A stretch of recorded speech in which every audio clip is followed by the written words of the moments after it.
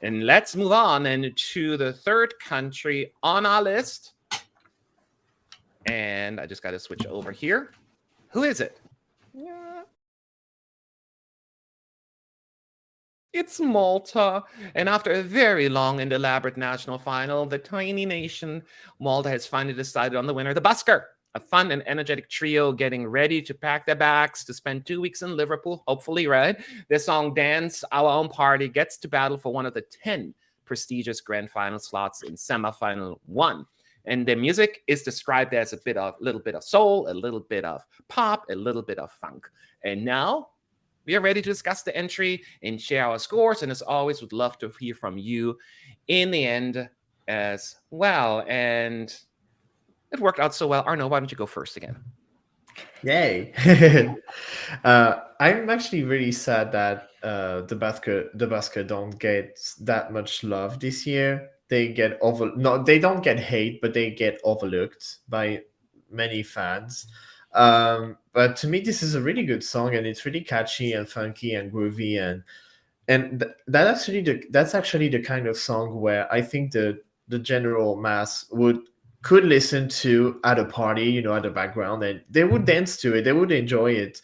But if they saw a live performance on TV, it wouldn't click maybe with them, but it does click with me. I really enjoy the song. It's groovy, but I think staging wise, in order to qualify, because I really think it's a borderline qualifier or non-qualifier, I really don't know, but I think to maximize their chance to qualify, they have to make an engaging staging, not just dancing with themselves, but inviting the audience to dance also. And I think that could be their recipe to go in the final. But I really enjoyed the song personally, and it's well delivered to me live. Okay, so Arno really likes it. Connor, what are your thoughts? Yeah, I will admit that when I gave my score, it has now increased. If we were able to revote, I would be higher. But I think that there's a couple of factors in here. The first one being that perhaps upon first listen, yes, you may overlook it, and I think that it's just because it is an indie pop song, and I don't know that there are a lot of lovers of indie pop in the Eurovision bubble when you put all of the other songs around it. I love indie pop, so for me, I was like, I think that this is a pretty good song, and I think my score will reflect it. Now that I've had a lot more time to kind of just exist with it, and also please check out the orchestral version of it that came out yesterday, because holy cow, that is fantastic and made me love it even more. It has climbed. I agree that I think they are getting overlooked. I think that of the indie songs we've had, this gives me a little bit of Lake Malawi vibes, in that people aren't going to be talking about it before it gets to Eurovision. And then when they see the official media 3-minute camera work, depending on what they do and if they do it right, I think this could be a very, very memorable staging. I think it just really, again, it always depends, because this year is completely new. What does the public think, and what do the non-Eurovision fans and fanatics think? Because they are the ticket to qualification. They could have a perfectly amazing staging, but still no one votes for them. So it's just, they're in this weird mess situation, especially being in the semifinal that they're in, and especially being in the running order slot that they're in. They have a lot of things working against them, but I still have faith that they could be one of our second running order qualifiers if everything works out. Okay, James. All right. So time for me to be the unpopular one then. Okay. For me, there's a nerd energy to this indie pop song I just can't get over. Some of the lyrics, I play the songs, and it's like, oh great, am I going to a party where I'm going to be stuck in the corner with the guy rambling on about why Weezer's Pinkerton is actually a masterpiece of an album, and they're serving crap craft beer. I would never. Cat disagrees with me again.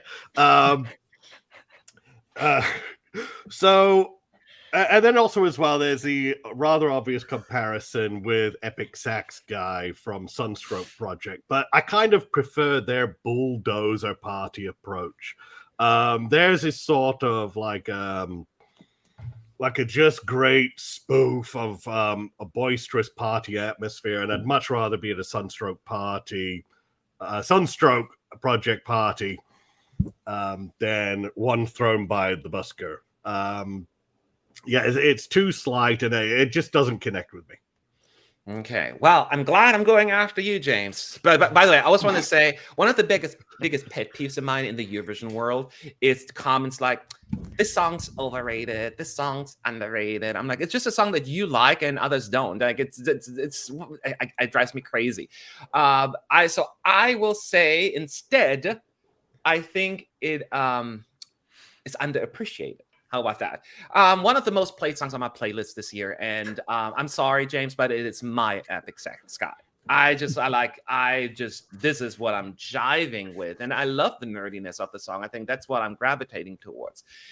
I'm just saying, don't count out Malta. I know it's considered an unqualifier if you look at fan polls, betting odds, and all of that, but don't count your chicken until they hatch, they say, and that's just how I feel about it. This has a unique feel to it. It's a very different vibe than some of the other songs. And I still think this is going to be quite popular. I can feel it. And it's just not as overproduced some of the other songs, but slick enough. It has the vibe. And yeah, I'm big into the 80s inspired music. And, it's kind of like, but with an indie feel to it. And it just, it does it for me. So the exact opposite than you, James. And I don't care what happens at Eurovision Almost with the Busker. I'm just a big fan of the song. It'll be on my playlist for a long time. Little Malta flexing its muscles to me. So I'm a big fan. So let's talk about the scores. This is going to be very interesting. Arnaud, what did you give it? I give it a high score again. I have high scores in those section for the moment. I gave it a 7.5. To me, it's good quality. It's catchy. I love it. It clicks with me. That's a decent score. Connor. So I gave it a slightly lower score. Again, if we were revoting, I would give it a higher, closer to maybe an 8 or a 9. But I did give it a 7. It's in a similar batch when we voted of songs like Spain, where this was probably on the higher end of the 7s for me, like the borderlines. I also didn't give out a lot of halves. Actually, I don't think I gave out any halves, so take that as you will. But yeah, I think for me, what I really jive with this song because, and I'll counter what James had said, at least this saxophonist is a part of the entire track instead of being a gimmick that they pull out in the middle and just like, aha, here you go. I love that this is just a cohesive narrative. I love that it fits and it's authentic to who they are. Like you said, it's well produced. It's a pretty good song, and it's one that as we get closer and closer to Eurovision, I do find myself listening to more and more. Okay, now I'm scared. James, here we go. What's your score? I give this one a 4. Yeah. I just didn't really connect with it at all, and are you done? Okay. Yes. Well, let me fix all of that for you. One of the best that has Malta sent in a while to me. I want this to do really well, and when they do, I laugh in all of your faces. No, seriously. I just love it. 9.5 for me. I love it, love it, love it. And hopefully I help the score a little bit because we're going to reveal it right here, right now. And any thoughts in the chat, let me know. But first, I got to switch over here. And the score for Malta is 7.32. I wanted more, but the fact that it wasn't that far off from like songs like Spain makes me happy. I still think 7.32 is quite a accomplishment considering the competition out there. I got to go back to you, James. I know you were the lowest score on this one. You think this was you're thinking you thought more people in line with you? Well, usually I'm the I'm sort of the contrarian outsider here. So, but yeah, the fact that it's just a hair off of Spain surprises me. I would not have expected that. A, within our group, or B, within the general populace. But I guess we'll see when the day comes. Indeed. And Arnaud, your thoughts? You okay with this? Well, to me, this is. I don't know if I think this is a high score because it is close to Spain or because it's 7.3, but I'm actually more surprised that it's very close to Spain and among our group's opinion and the general opinion. I think in the general opinion, Spain is way higher than Malta, but I'm surprised that they are really close. I wanted more.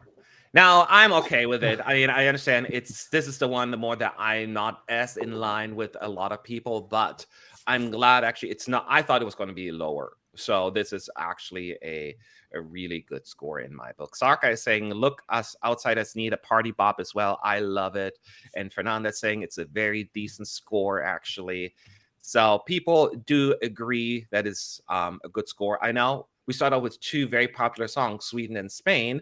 So, of course, it's tough competition, but the fact that Malta at least is keeping up with it is pretty impressive. And as always, as I pointed out before, y'all can vote as well. In the description box, there is the link. Vote while you can.